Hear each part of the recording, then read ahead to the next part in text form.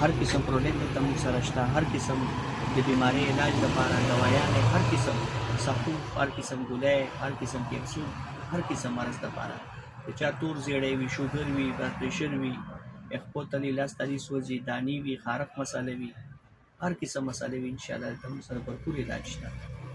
الحمدلله.